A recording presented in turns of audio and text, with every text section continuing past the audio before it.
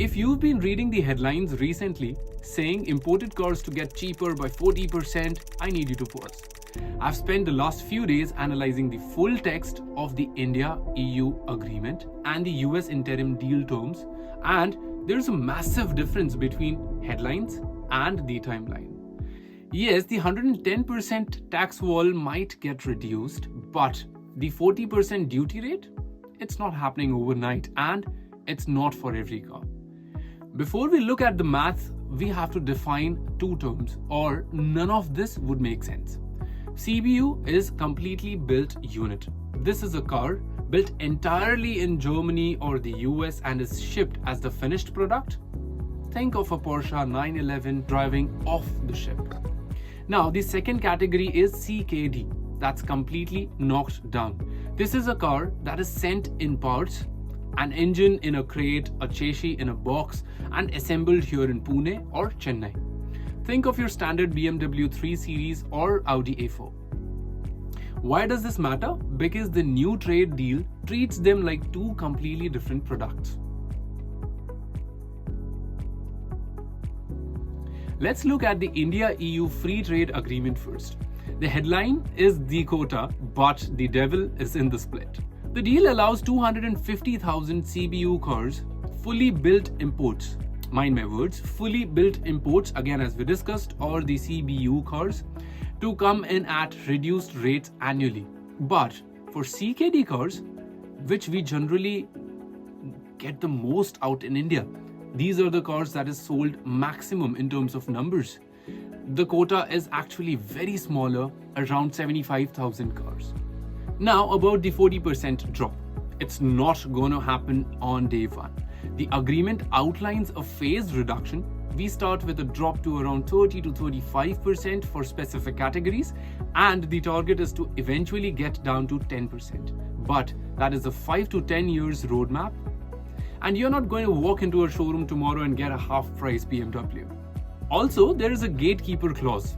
To qualify, the car must be priced above 15,000. Now, this is where India somehow wins this agreement towards a certain scenarios. So approximately 13.5 lakh is the cost price, or 25 lakh plus retail price that you buy the car outside in the showroom, like your on-road price, is something that this deal caps the value of. This is designed specifically so that no cheap European hatchback flood in to kill Maruti or Tatas.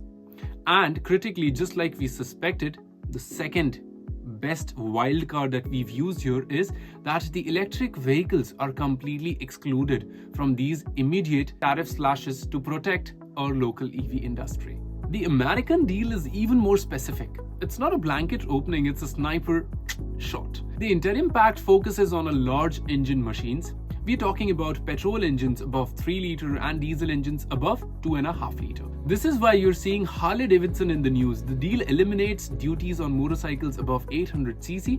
But again, if you were hoping for a Tesla Model Y, you're out of luck. EVs are explicitly left out here as well. I want to put these massive quotas into perspectives for you. In 2024, India sold roughly 40 lakhs, 4 million cars total. Out of that huge number, the luxury and import segment was only about 50,000 units. That's CKD and CBU combined. And the actual pure CBU imports, that number was tiny, estimated at around 2,500 cars. So when we talk about a quota of 250,000 cars, it sounds huge. But today, the demand for those expensive full imported cars is a fraction of that. The quota isn't a cap that limits us today. It's a ceiling we have plenty of room to grow into. If people would start buying all of these luxury cars, which are CBU cars, this quota can be utilized there. You might be probably asking, why did India agree to this? What do we get? We get to become the factory for the world. India exported over 5.3 million vehicles globally in financial year 2025. And this deal puts rocket fuel on that fire. Europe has agreed to eliminate duties on Indian auto components. This is huge for giants like Motherson Sumi and Minda, making it cheaper for them to export European assembly lines. And also, these giants do huge business in all their exports to these countries and continents abroad.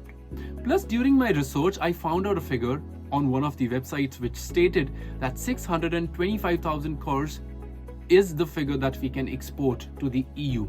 We are effectively telling Europe, you can sell us 250,000 luxury cars, but we want to sell you 625,000 mass market cars. Now, one final warning before you start calculating your savings. Import duties are coming down, yes, but the GST is here to stay. Even if the import duty hits 0%, you still have to pay the 28% GST plus the compensation cess, which on SUVs is another 22%. The government is giving up the protection tax, not the consumption tax.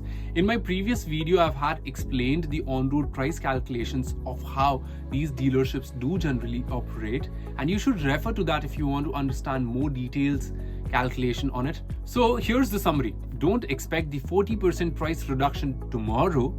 It is gonna happen in due course for another 5 to 10 years for sure. It is only a party held for petrol and diesel. EVs, not invited. And the real boom is in exports. We are trading luxury imports for mass market exports. Cars are finally coming to India, but it's going to arrive one slow shipment at a time. If you've got more questions about this topic, please feel free to drop your questions in the comments. I'll try my best with my research to give you out the perfect response on that. And if you want to stay connected, subscribe.